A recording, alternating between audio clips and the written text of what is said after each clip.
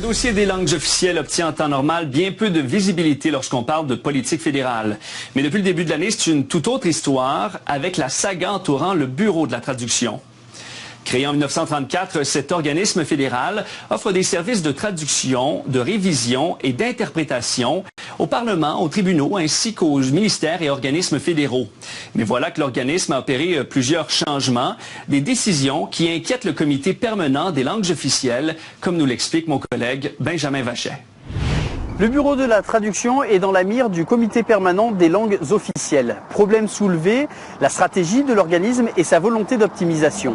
Cette logique a conduit à l'abolition de 400 postes par attrition depuis 4 ans. D'ici 2018, 140 autres postes devraient être abolis.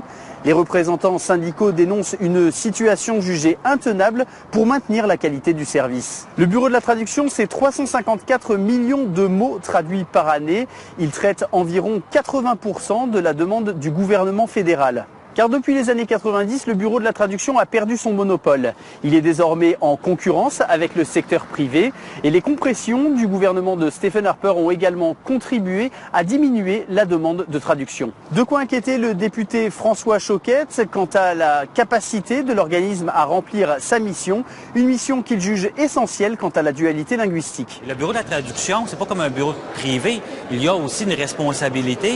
Vous savez, il s'occupe entre autres de la terminologie, de l'outil de terminologie Termium, qui, lui, bien sûr, rayonnait partout à travers la francophonie, entre autres. C'était un exemple d'outil de terminologie. Malheureusement, avec les coupures qu'il y a eu récemment, on est en train de perdre de cette réputation-là. Autre conséquence de cette réalité, la mise en place d'un outil de traduction automatique. Celui-ci devrait permettre à tous les fonctionnaires fédéraux de mieux comprendre et plus rapidement les documents à l'interne, nous dit-on. La qualité de cet outil est questionnable, mais il devrait être mis en place très prochainement. Mais pour la professeure Linda Cardinal, le problème est plus large. On a l'impression que c'est neutre, ces choses, mais c'est pas neutre. Ça véhicule une certaine idée, une certaine idéologie. Et dans le contexte de l'ancien gouvernement, c'était carrément, on utilise les nouvelles technologies pour économiser, pas nécessairement pour améliorer la prestation des services dans les 2 langues officielles. Puis ça s'inscrivait aussi dans une certaine privatisation des appuis à la prestation des services dans les 2 langues officielles. La question du Bureau de la traduction est devenue politique, selon Madame Cardinal. Le Bureau de la traduction, moi, je trouve que c'est la colle entre les francophones et les anglophones au Canada. La langue, c'est politique au Canada. La langue, c'est ce qui unit à bien des égards les citoyens canadiens, parce que c'est une caractéristique fondamentale de notre société. Donc, ramener la langue, par exemple, à une question d'économie, où on a vu avec tous les reportages sur le Bureau de traduction qu'il faut trouver des façons d'économiser. Mais on ne peut pas faire ça avec les langues officielles. Les langues officielles, ça a une valeur fondamentale dans notre société, donc c'est politique. Très impliqué dans le dossier, François Choquette pense connaître la recommandation qui s'impose. On l'écoute.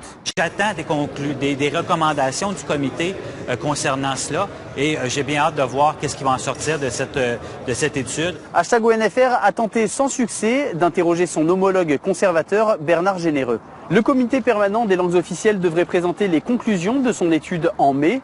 Reste à savoir quelle sera la position du gouvernement. Un gouvernement de Justin Trudeau jugé trop silencieux sur cette question, selon l'opposition.